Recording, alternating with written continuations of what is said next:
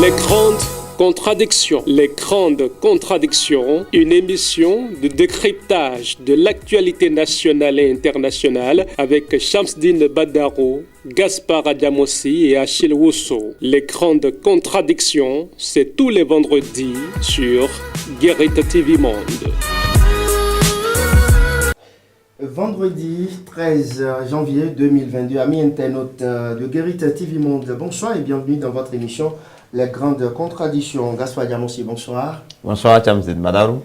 Achille Rousseau, bonsoir. Bonsoir, Shamsdine Badaro. La Cour constitutionnelle a proclamé hier jeudi donc les résultats des élections législatives. Gaspard Adamossi, les chiffres de la Sénat sont donc confirmés par la Cour constitutionnelle. Oui, exactement. Et comme vous l'avez dit, de façon globale, il n'y a pas eu de changement en tant que tel par rapport à ce que la Sénat a proclamé en tant que grande tendance et par rapport à la proclamation hier de la Cour constitutionnelle. On pensait, à tort ou à raison, que la Cour pouvait faire quelque chose, je ne dirais pas de miracle, puisque quand vous prenez par exemple du côté de nos amis des démocrates, il y a eu quelques contestations et on pensait, peut-être à tort, que la Cour pouvait leur donner bon droit en renversant peut-être les résultats en leur faveur. Mais la Cour est restée dans la même dynamique que la Commission électorale nationale autonome Sénat, en attribuant les mêmes sièges, je ne dirais pas pratiquement, c'est les mêmes sièges, 53 à l'Union progressiste, le Renouveau, 28 au Bloc républicain et 28 également au parti les démocrates. Donc exactement, c'est presque ce que la Sénat a eu à nous dire que la Cour. Et c'est vrai que c'est presque sur les mêmes documents que ces deux institutions se basent pour proclamer les tendances, les résultats. Mais vous savez que la Cour a beaucoup plus de pouvoir et pouvait se donner la liberté de faire des réajustements, d'annuler des voix où elle juge nécessaire. De toutes les façons, même s'il y a eu des annulations, je ne pense pas que cela ait sensiblement modifié ce qu'avait proclamé la Sénat. Donc, moi, je ne sais pas, par rapport... Le pourcentage par rapport de 38... oui, par rapport, oui. Bon, c'est juste quelques réglages. À mon avis, ça ne modifie pratiquement rien par rapport aux chiffres, en tout cas aux chiffres, je dirais...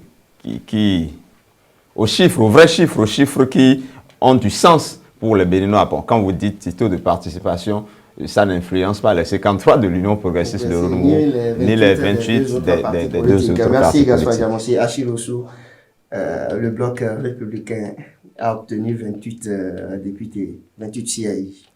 Oui, mais... Le bloc républicain m'intéresse par contre par rapport à vous. C'est vrai que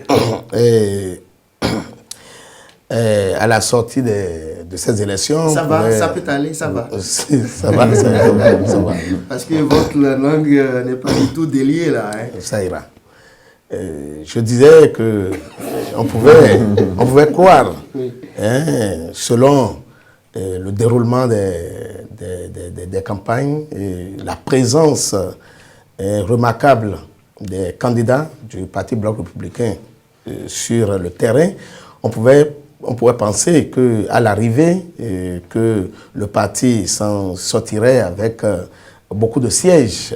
Les mauvaises langues ont même annoncé qu'il ne réunirait pas les 10%. Heureusement que avec la compilation et de la Cour constitutionnelle, d'abord par de la Sénat et de la Cour constitutionnelle, on a constaté quand même quelle a été la force du parti sur l'échiquier politique national par rapport au déroulement de ces élections.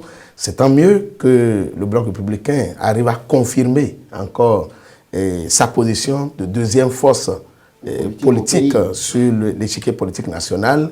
Mais c'est aussi important de calculer désormais avec la présence du parti Les Démocrates qui n'était pas du tout attendu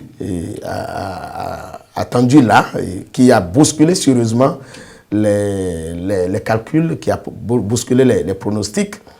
Je crois que les responsables à divers niveaux des différents partis et surtout du parti Bloc républicain devraient tirer suffisamment leçon donc, du déroulement de ce scrutin pour remettre le parti dans la selle.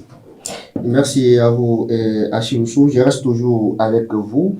Les forces politiques présentes désormais à l'Assemblée nationale sont UPR, voilà, l'Union progressiste le renouveau, qui a donc obtenu 53, ABR 28, les démocrates 28, Gaspard Diamossi vient de le rappeler tout à l'heure. Quel changement au niveau donc du Parlement béninois après ce résultat? Un changement remarquable. Le changement, c'est l'entrée désormais de l'opposition radicale au Parlement.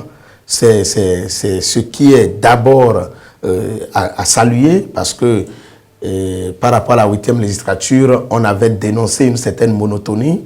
Je crois que nous aurons désormais des voix contradictoires dans les débats et c'est déjà heureux de constater que le peuple béninois a peut-être compris qu'il fallait envoyer un signal fort au gouvernement et avec ses partisans, le peuple qui a agi dans ce sens-là a confirmé donc tout son pouvoir que ce que l'on appelle le pouvoir d'État lui appartient.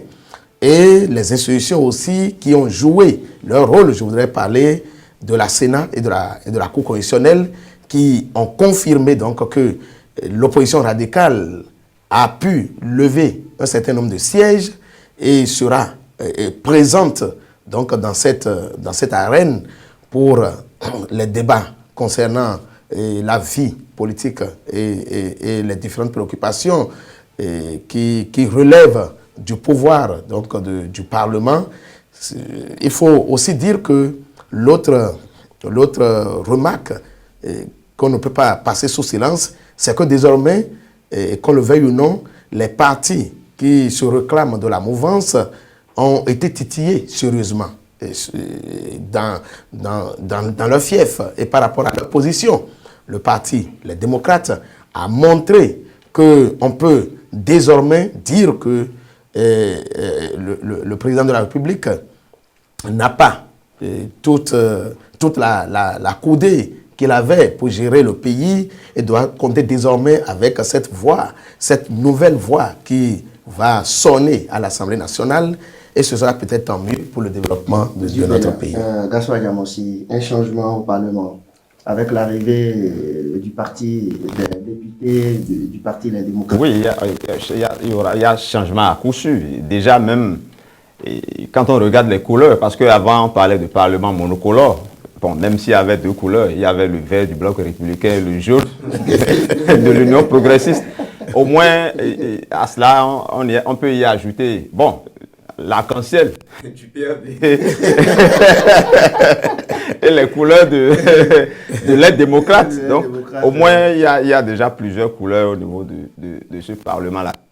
L'autre changement aussi, c'est la perception que les gens avaient de notre Parlement à l'extérieur. C'est vrai que ceux qui dirigent le Parlement de la 8e législature ou les députés de ce Parlement parfois se bombent le torse, mais il faut être honnête qu'ils étaient mal vus à l'extérieur et que le Parlement béninois était critiqué comme étant un Parlement d'un seul camp, d'un seul bord, où il n'y avait pas l'opposition, où il n'y avait pas de voix contradictoire. Et même à l'interne, il faut être honnête, il faut le dire, on avait un Parlement aphone, inaudible, qui allait dans le même sens. Un Parlement où, durant toute une législature, où personne n'a voté, ni abstention, ni contre, quels que soient les dossiers qui sont passés au niveau de cette Assemblée. Donc, au moins, cette fois-ci, nous avons l'opposition, même si ce n'est pas ce que certains auraient souhaité. Je crois que 28 députés sur 109, c'est déjà important pour l'opposition béninoise parce qu'ils peuvent déjà se constituer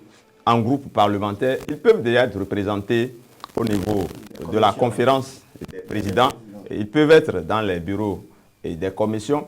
Et même si aujourd'hui, bon, je ne sais pas, on est en politique, certains diront à l'aide de la ruse et de la rage, moi je dirais au cœur de la politique politicienne, si on ne ruse pas, je pense qu'ils peuvent même avoir quelqu'un au niveau du bureau de l'Assemblée nationale. Donc, je crois, vous voyez, donc, il y a beaucoup de choses qui vont changer. Maintenant, au-delà même de l'opposition, quand vous regardez aujourd'hui la composition de l'Assemblée nationale par rapport aux personnalités, vous allez constater qu'il y a quand même quelques fortes têtes qui reviennent à l'Assemblée nationale. Quand vous prenez du côté de l'opposition, vous allez voir Eric Hounete, vous allez voir Hossi, vous allez voir Noureni Achade et autres. Quand vous prenez même du côté de la mouvance présidentielle, quand vous voyez des gens comme les Lazare Serhuito, les Nikez Fayon et autres, c'est des gens de fortes têtes qui ne sont pas des gens qui gobent tout, qui peuvent, je crois, même s'ils sont dans le camp, pouvoir dire des choses et faire avancer les débats. Moi, je pense que plus rien ne sera comme avant. Et le Parlement que nous avons connu par le passé, ça a été juste une parenthèse dans l'histoire politique du Bénin. Je crois que nous sommes maintenant nous serons dans les véritables débats. Oui, vous venez de parler de ces revenants-là, à ne pas confondre O et Gougou. Non, eux ne sont pas revenants de l'au-delà. C'est tout qu'il y a des Gougou qui sont à la mode désormais. Oui, Gaspard Diamansi, je reste toujours avec vous et on va parler de ceux-là que j'appelle les grands absents. Oui, les grands... non, les grands absents, ce qui me vient immédiatement à l'esprit, c'est quand même le professeur titulaire Michel. Je crois qu'il va manquer à l'Assemblée nationale par ses coups de gueule et par parfois ses sorties, ses analyses pointues pour ce que les gens appellent son niveau. Et parfois même, vous avez constaté peut-être entre-temps qu'il y a eu coup de gueule entre malheureusement lui et puis ses amis qui étaient du même camp. Donc, voilà, c'est quelqu'un... Ses amis est revenu? Non. Non. C'est quelqu'un qui, même étant dans le camp, parfois se donne la liberté de dire un certain nombre de choses. Mais le connaissant, je pense que même s'il n'est pas au Parlement, ce n'est pas quelqu'un qui est fait pour se taire. Je crois que tel qu'il défend la cause du chef de l'État, il continuera toujours de le faire. C'est ce qui me vient. On parle de Rachid Badamassi, exactement. Il a beaucoup de surnoms. Hein. Le buffle de Parakou, tout ça, tout ça. Je crois que incontestablement, c'est la grande figure qui va manquer à ce Parlement. On peut citer d'autres personnes. Et bien sûr, il y a celui que le président de l'Assemblée appelle souvent le jeune docteur.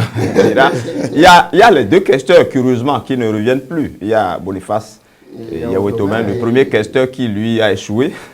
Et il y a l'autre qui n'était pas sur la liste. Comment il s'appelle? Le gars des funérailles, là. Nazer Sado, qui ne sera plus là. Mais l'homme de la morgue est parti, il est sorti. Il va remplacer l'homme des funérailles. On parle des grands absents, on ne parle pas. On ne prend pas encore des nouveaux. Oui, Haché, pour compléter la liste, les grands absents. Bon. Il peut commencer par s'arrêter. Je crois que... oui, madame... Elle n'a pas de vérité. Non, mais je ne sais pas. Madame Awaou, oui, qui ne revient pas aussi, je crois que elle devrait peut-être aussi apprendre de ce qui s'est passé parce que son positionnement de l'autre côté posait déjà problème. Et bon, si peut-être elle était restée au Bloc républicain, c'est qu'on lui aurait reconnu ce mérite-là et peut-être que c'est elle qui passerait d'abord avant le ministre Karimou. Bon, en tout cas, nous faisons des supputations. Mais ce qui est sûr, elle a travaillé pour passer. Ça n'a pas marché, ce n'est pas la fin du monde.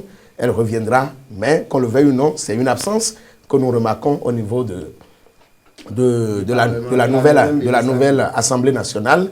Ben, bon, comme Gaspard en a cité déjà beaucoup, je crois que, en tout cas, il y a des figures que nous avons vues pendant longtemps et qui ne sont plus là. Et parmi ces figures, vraiment, permettez-moi de revenir sur l'absence de Badamassi qui sera vraiment remarquable. Qu'on le veuille ou non, voilà quelqu'un, quel que soit ce qu'on va lui reprocher, c'est quand même... c'est quelqu'un qui se fait remarquer. qui se fait remarquer dans les activités du Parlement, qui se fait remarquer en tant que député, qu'on partage ses opinions ou qu'on ne les partage pas, il sait quand même prendre position, il sait défendre ses positions, il sait donc défendre les intérêts de ce camp et peut-être aussi ses intérêts. Bon, nous verrons ce qu'il deviendra dans les jours à venir. Ce qui est sûr, d'autres viennent pour le remplacer. On n'a pas encore parlé peut-être je ne sais pas si la question vient des nouveaux venus, mais je crois quand même qu'un certain Charles Tokor, bon, sera aussi un grand orateur à l'Assemblée nationale pour remplacer valablement. Il faut rappeler qu'il est des suppléants pour l'instant. Cela va peut-être de soi de penser que le ministre Adambi garderait ses positions au niveau du gouvernement et laisserait peut-être son suppléant siéger. Bon, je suis en train d'imaginer la chose. En tout cas, c'est le chef de l'État remanier ou pas son gouvernement. Vrai. On va parler des femmes à présent. Les femmes, Gaspard Gamossi. Oui, les femmes, en fait, je ne sais pas, c'est un sujet sur lequel je n'ai pas beaucoup fouillé, mais pour ce que je sais, je crois que sur les 109, actuellement, nous avons 28 femmes. Bon, je ne vais pas aller... Une première. Non, enfin, oui, pour une première, il faut vraiment se réjouir qu'on ait autant de femmes. 28 femmes, c'est une première dans l'histoire politique du Bénin. Mais si vous regardez la proportion, il y a 24 places qui avaient été données, je dirais, données gratuitement aux femmes. Voilà, donc absolument. Donc, je pense que c'est une avancée, mais c'est une avancée avec des pointillés. Ça, il faut le dire. Ça veut dire que les gens ont beaucoup plus tablé sur cette position des femmes-là pour ne pas les positionner davantage. Et je crois que ça, c'est un recul. Cette discrimination positive ne devait pas empêcher qu'on mette davantage les femmes en avant au niveau du positionnement. Néanmoins, il faut déjà se réjouir qu'il y ait également des femmes de qualité qui vont siéger au niveau de la prochaine législature. Quand vous prenez l'honorable Tchanou, qui est devenue une des doyennes aussi de l'Assemblée nationale. Est-ce qu'elle n'est pas la plus ancienne? Vous prenez l'actuelle vice-présidente de la HAC, Mme Cécile Aoumenou, qui va siéger désormais. Et quand vous prenez Chantal Aïe, qui avait déjà fait une première expérience, et bien d'autres qui vont s'y ajouter. Je crois que, bon, les 28 femmes, j'espère que... N'oubliez pas Olga Kitobi quand même. Ah, j'allais oublier. J'allais oublier Sakete. Voilà quelqu'un qui était déjà dans les couloirs de l'Assemblée nationale. Et bon, nous, on pensait en secret que des couloirs, elle allait gravir les marches. Oui, parce que c'est une battante. Et que déjà, il y a quelques années, elle méritait déjà d'être à cette position-là. Et comme c'est une Amazone, elle a fait ce qu'il faut. Et je crois que c'est tout à fait mérité. Je voulais chuter en disant que j'espère qu'elles ne seront pas juste des spectatrices joyeuses et qu'elles feront face aux hommes et feront véritablement le débat pour mériter la confiance que les populations ont placée en elles. Ça, c'est une grosse question. Et elle mérite d'être invitée. Achille Ossou. Oui, quel que soit ce qu'on va reprocher, je crois qu'on dira quand même que le président de la République, avec la 8e législature, avait pensé juste donc d'avoir fait cette discrimination positive en faveur des femmes. Parce que vous avez vu, si ce n'était pas ça, donc seulement 4 femmes seront représentées au Parlement. Si le nombre n'était pas augmenté à 109, on aurait seulement 4 femmes sur les 83 que compterait notre Parlement. Donc, nous allons saluer d'abord cette réforme, même si toutes les réformes n'ont pas été vues de bon oeil. Ça, là, quand même, c'est une bonne réforme et il faut la saluer. Il faut dire qu'il y a un certain nombre de partis qui ont fait aussi l'effort de positionner les femmes tête de liste pour aller compétir pour ces élections-là. Ces partis-là aussi sont à encourager et je crois que cela devrait aussi permettre aux autres partis donc de faire mieux les prochaines fois. Surtout le parti Union Progressiste qui pratiquement, dans ses positionnements, n'a pas laissé donc, le devant aux femmes. Je crois que c'est une petite tâche qu'il faut à l'avenir essayer donc d'effacer. Et l'autre chose que j'ai constaté, c'est qu'il y a beaucoup de jeunes aussi qui arrivent dans ce Parlement, surtout au niveau des femmes. Et donc, nous allons voir ce qu'elles vont peser dans le débat politique, dans les activités parlementaires. Et c'est peut-être ça qui ouvrira grandement la voie à la représentation des femmes au niveau donc, du Parlement les prochaines fois. Gaspard Diamossi, sur les 9 ministres candidats, 5 sont élus. Oui, c'est le constat qui a été fait. 9 ministres du gouvernement étaient dans la course pour ces élections. Bon, c'est juste la moyenne. Hein. Si j'étais professeur, oui, c'est juste la moyenne. 5 sur 9, c'est juste la moyenne. Je ne sais pas si je peux les citer de mémoire, mais je crois que les ministres qui ont pu... Vous avez commencé par s'inquiéter, fort heureusement. Il y a Salimane Karim, il y a Bimbola, Jean-Michel, il y a Ablaye Biotchane. J'ai un trou de mémoire. Il y a Réhomé. Il y a, oui, Réhomé. Il y a Réhomé. Il y a Sama Dami, voilà. Exactement. Voilà. Les cinq. Et ceux qui ont mordu la poussière, il faut les citer également. Il y a Adam Soulé. Oui, il y a Omeki. Il y a Omeki. Il y a Raphaël Akotayon. Il y a Akotayon, voilà. Et un dernier qui nous échappe. Bon, c'est pas grave, c'est une leçon. Pour terminer très rapidement, on va parler cette fois-ci de on va parler en termes de mini-fretin, c'est-à-dire le sort des partis non éligibles aux batailles des sièges. Non, le sort, c'est qu'ils ne sont pas éligibles. Je me rappelle la chronique de la rédaction, un commentaire de Charles Alban Daoui intitulé où je me rappelle une phrase, j'ai pu garder quand même une phrase où il disait que ces partis ont brûlé de l'argent. Ces partis qui sont allés brûler de l'argent. Oui, c'est quand même 160 et quelques millions. Moins de 200 millions. Déjà pour les dossiers de candidature et les formalités. Et non, pas les formalités, rien que pour les dépôts de candidature, les cautions. Et maintenant, il faut parler des dépenses liées au dossier et maintenant les dépenses liées à la campagne électorale. Je crois que c'est beaucoup d'argent. Donc, bon, vous confirmez, ils ont brûlé de l'argent. Non, quand on dit souvent, que quand on aime, on ne calcule pas. Comme ils aiment la politique, écoutez, il ne faut pas les empêcher de brûler ou de dépenser leur argent comme ils le font. Bon, et puis, ils apprennent, hein, l'appétit vient en mangeant. Je crois que, bon, les FCBE, eux, par contre, c'est un peu dur à avaler parce qu'ils étaient quand même à un niveau supérieur. Et là, ils sont en train de plonger. Parce que pour un parti qui avait quand même réuni 10% et qui avait des élus au niveau des communes et qui subitement va à 4% et qui ne s'en sort pratiquement pas, je crois que c'est un coup assez dur. Maintenant, pour les autres, je crois que c'est un apprentissage. Hein, quand vous prenez... je ne vais pas parler de l'UDBN parce que c'est pratiquement la queue, 1,07. Et malheureusement que la présidente est occupée ailleurs, je ne suis pas sûr qu'elle se soit trop impliquée dans cette affaire-là. Mais il faut revoir les choses à ce niveau. Mais je dis, c'est l'apprentissage. Quand vous prenez également le parti de notre cher ami, il a beaucoup tempêté, il a beaucoup parlé, il y a beaucoup de jeunes qui l'entourent. Mais je crois que c'est un apprentissage également. À Porto Novo, je crois que les sièges ont travaillé. De son côté. Les sièges ont quand même mouillé le maillot. Oui.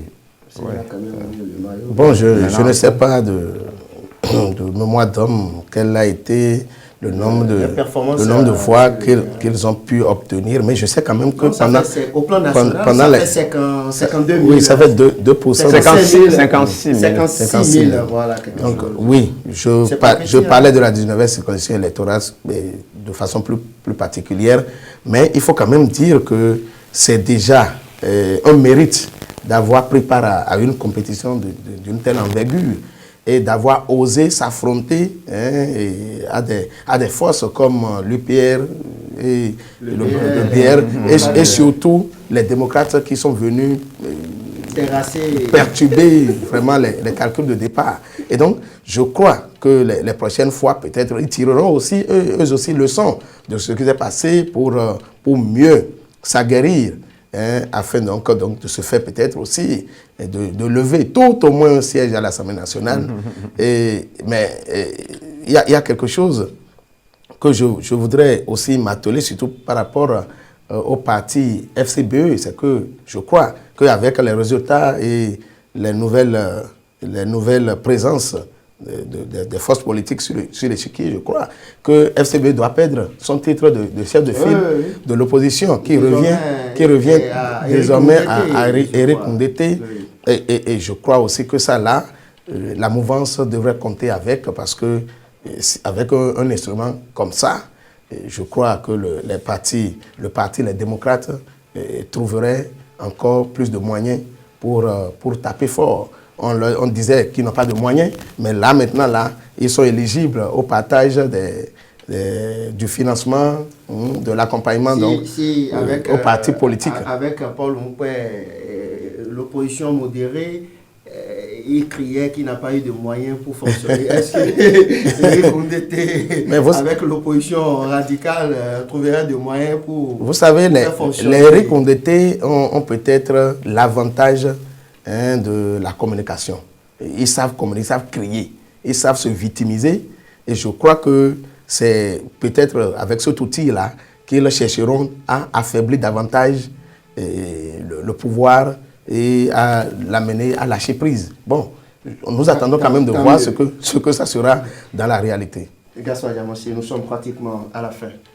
Oui, on dit souvent à vaincre sans péril, on triomphe sans gloire. Je crois que la participation du parti Les Démocrates à cette élection législative a permis aux forces de la majorité présidentielle de savoir véritablement ce qu'ils valent.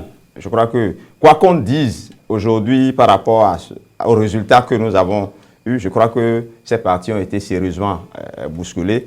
Et je crois qu'ils savent désormais à quoi s'en tenir. Et je crois que les prochains mois vont nous renseigner davantage, parce que, vous savez, cette législative-là lance pratiquement les élections générales de 2026 et la bataille n'a fait que commencer. Et ça commencera certainement avec le contrôle bientôt du bureau de l'Assemblée nationale. Et je crois que nous aurons, avant l'échéance, l'opportunité de disséquer un peu de tout et de savoir si nous allons rester... On va nous ramener un président cette fois-ci qui va reconnaître la valeur de la presse parlementaire. Moi, je ne... Même que ça soit l'ancien, nous ne sommes pas... Moi, je ne ferai même pas le débat. Il va falloir quand même... On a besoin d'un président qui va reconnaître la valeur de la presse parlementaire. Moi, je ne ferai pas le débat par rapport à la presse, mais il faut tout simplement un président digne d'être un président de Parlement. Vous voulez dire quoi par là? Je ne veux rien dire par là. Ce que j'ai dit suffit à lui-même. C'est un président vraiment digne d'être un président de Parlement. Vous parlez à ce que vous dites, ou bien vous parlez à des gens qui vont vous...